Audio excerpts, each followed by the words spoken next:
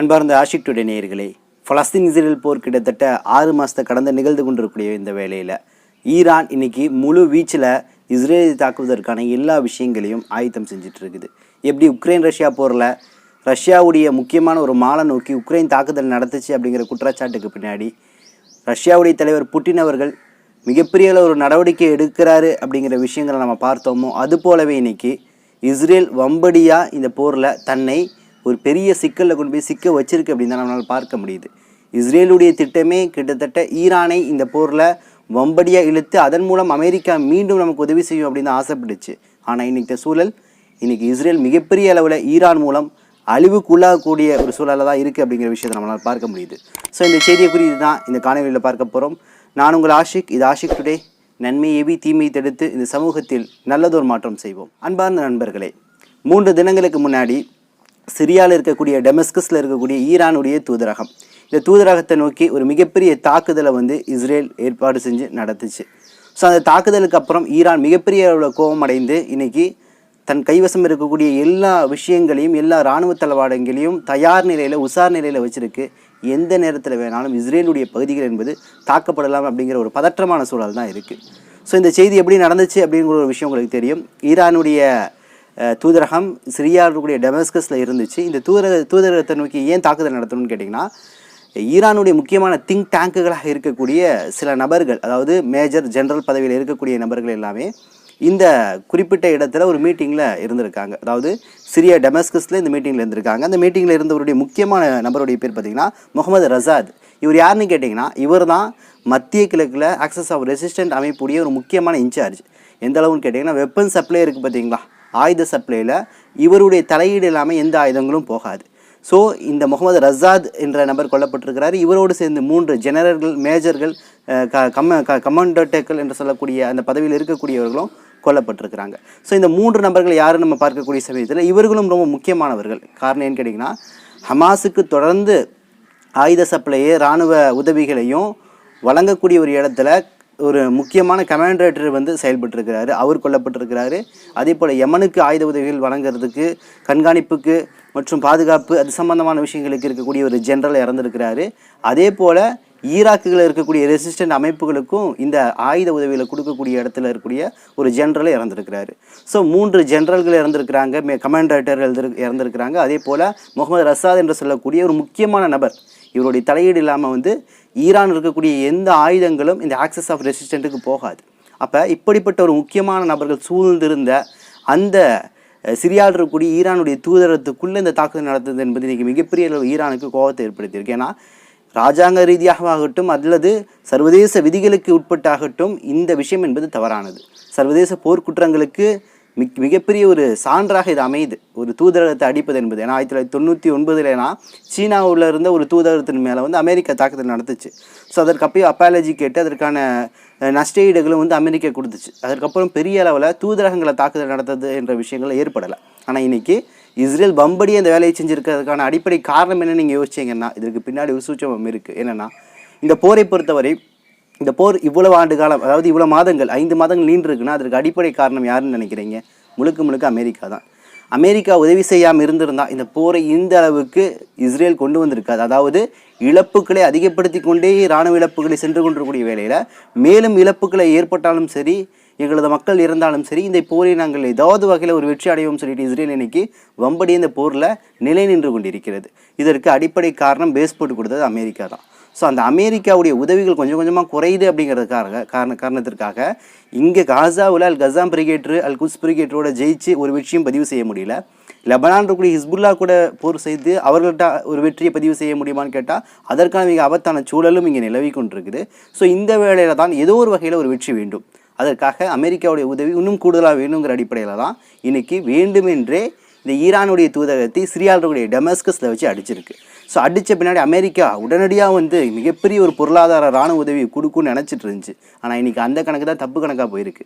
ஏன்னு கேட்டிங்கன்னா, இன்றைக்கி அமெரிக்கா ஒரு விஷயத்தை பதிவு செஞ்சுருக்கு. ஈரானோடு ஒரு ஜென்டில்மேன் அக்ரிமெண்ட்டுக்கு வந்திருக்கு.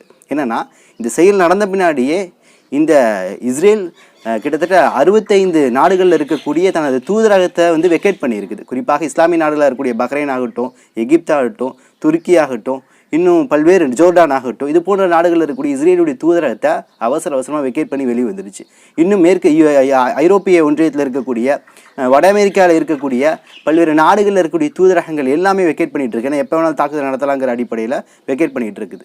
ஸோ இந்த சூழலில் தான் அமெரிக்கா பெரிய உதவி செய்யும் நம்பிட்டு இருந்த வேளையில் அமெரிக்காவுடைய ஜோ பைடன் மற்றும் அமெரிக்காவுடைய அரசாங்க தரப்பிலிருந்து சொல்லப்படுகிறது, இனிமேல் இந்த போரில் நாங்கள் தலையிட மாட்டோம். எந்த போர்லனா ஈரான் வந்து இஸ்ரேல் அடிக்கக்கூடிய சமயத்தில் நாங்கள் தலையிட மாட்டோம்.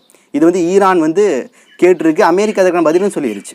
ஈரான் என்ன சொல்லுச்சுன்னா, நாங்கள் இஸ்ரேலோடு போர் தொடுக்க போகிறோம், இஸ்ரேலுடைய நகரங்கள் அழிக்க போகிறோம், இஸ்ரேலுடைய ஐடிஎஃப்ஐ அழிக்க போகிறோம். இதில் அமெரிக்கா தலையிடக்கூடாது. அமெரிக்கா தலையிட்டுச்சுன்னா அமெரிக்காவுடைய நிலையங்களும் அழிக்கப்படும்.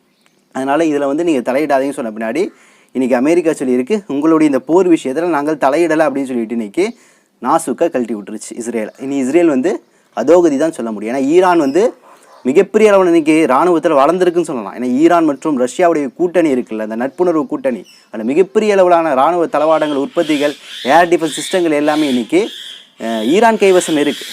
ஸோ ஈரான் இந்த போருக்கான ஆயுதத்தை முழுமையாக ஏற்பாடு செய்திருச்சுன்னு நம்ம சொல்லலாம். இன்றைய தேதியில் பல இலக்குகளை நோக்கி டார்கெட் வச்சுருக்கிறாங்க. இவர்கள் கைவசம் பெலஸ்டிக் மிசில்கள், க்ரூஸ் மிசில்கள், குறிப்பாக ஹைப்பர்சோனிக் மிசில்கள் எல்லாமே கைவசம் தயாரான சூழலில் இருக்குது. இதெல்லாமல் இன்றைக்கி ஈராக்கில் இருக்கக்கூடிய ரெசிஸ்டன்ட் அமைப்புகள் எல்லாமே ஒரு தயாரான சூழலில் இருக்கிறாங்க.